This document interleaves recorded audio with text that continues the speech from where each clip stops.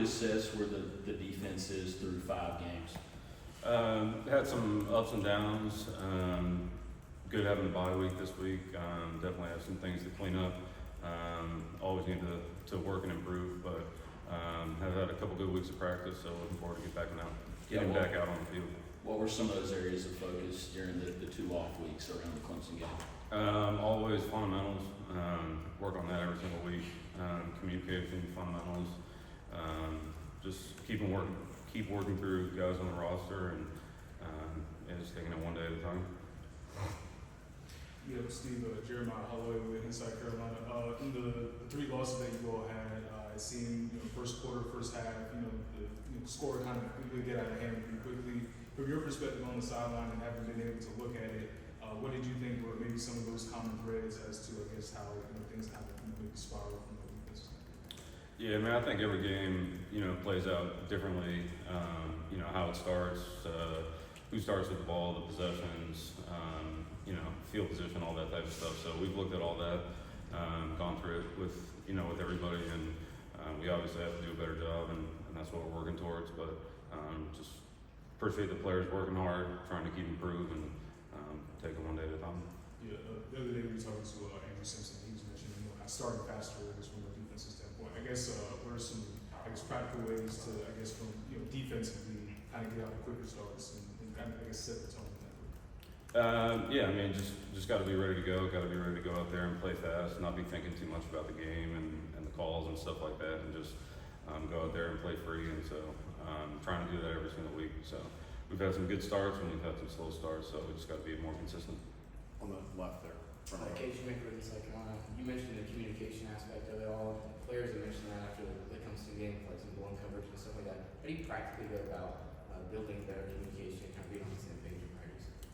Just making sure everybody spends enough time together so that everybody's on the same page, and don't want to put too much on their plate.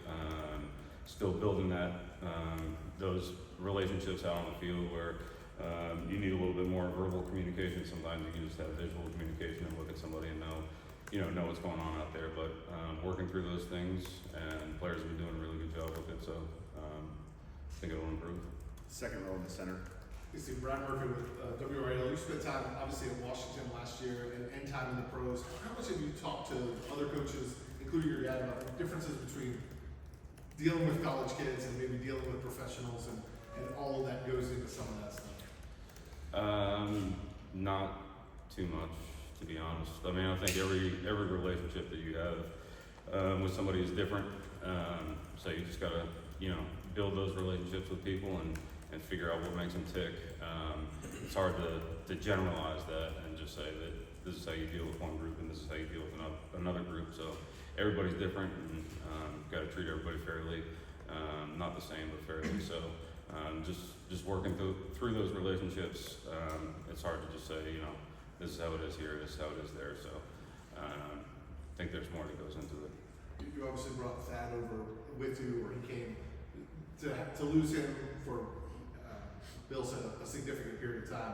What does that do to your defense, and what does it do for him? Yeah, I mean, he was a really good player for us. It definitely is unfortunate.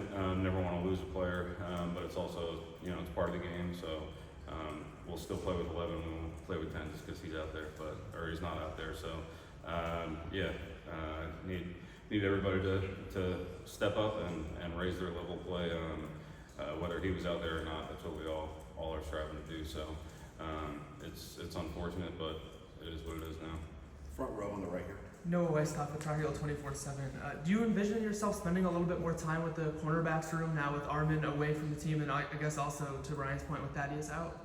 I try and spend time with with all the groups. I wouldn't say it's tilted too much. We're just wherever I need to be is where I go.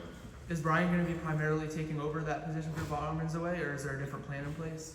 Yeah, I mean it's a group effort. The whole defensive staff is working hard at everything we need to do. So it's hard to just pinpoint and say that since this happened, this is going to change. So everybody's been doing a little bit different stuff.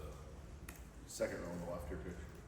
Show us also with the news observer. Obviously, there have been reports of just tension, frustration locker room, reports of fights in the locker room. Just from your standpoint, I want to give you a chance to describe how you see the team culture, where it's at right now, just your evaluation of kind of the team morale and culture here. Yeah, I think we've had a really good week of practice. I think anybody who's a competitor is frustrated when they lose. So, you know, it starts with me on defense. I got to do a better job, and trickles down through everybody. So we all got to do better. But I appreciate the frustration to a point, just because that means they care. We're putting in a lot of work to go out there and compete at a high level, and it hasn't always shown. So we'll try and get out there and do better, but should be frustrated when you lose. Yeah, I guess just a quick follow-up on that again, like you should be frustrated. Sometimes, a scuffle or something like that, guys can get into it in practice versus like a fight. Just any sort of information, or can you eliminate exactly maybe the reports of the fights? Yeah, I don't know anything about the fights or anything like that. Back row, standing. Todd Gibson, CBS 17. Obviously, your dad's had huge success through the years. When he's going through times like this as a son, how does that affect you? How hard is that on you?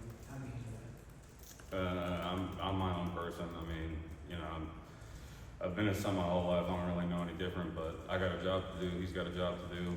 We're working together, obviously, but yeah, I mean, I'm my own person. Third row on the right here.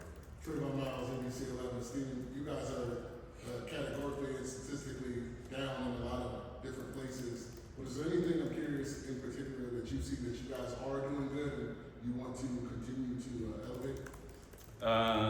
Yeah, I mean, there's the stats are the stats. I mean, you always wish that they were better, but that stuff, you know, can be skewed one way or another.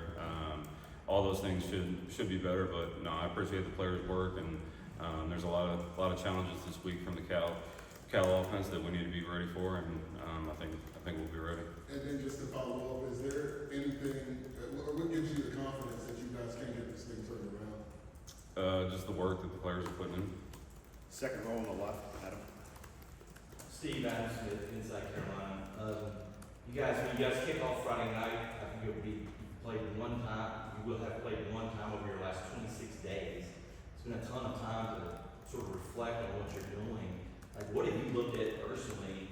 I don't know, your play calling maybe, or just the personnel that you tried to sort of dig into to get some improvement here. Like, what are you looking at in terms of your own evaluation? Yeah, I mean, you're always evaluating, you know, yourself and the group that you're with and what you're doing. So, I mean, that stuff happens constantly. You don't want to go back over it too much and start chasing ghosts and second guessing. You know, you go with your gut instinct and you go with the information that you get.